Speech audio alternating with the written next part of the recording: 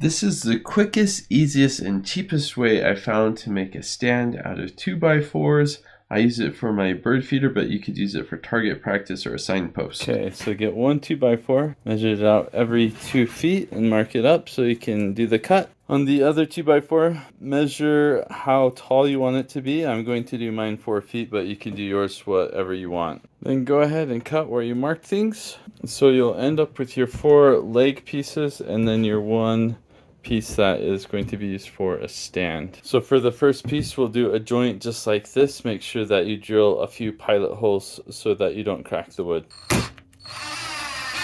The next joint will be like this, and if you have space to work with this on the ground, that's a better idea than what I'm doing. I just don't have the space. Alright, I made room on the ground because it's way easier on the ground. Do 2 screws for each piece of wood. So the next joint will be here.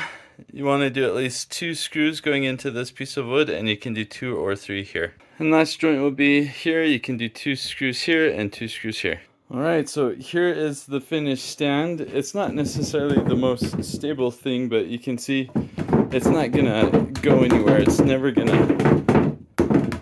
not gonna fall over for sure. So this could be used for a signpost or a light or a bird feeder or for target practice. Put a target up here. Could be used for a lot of things.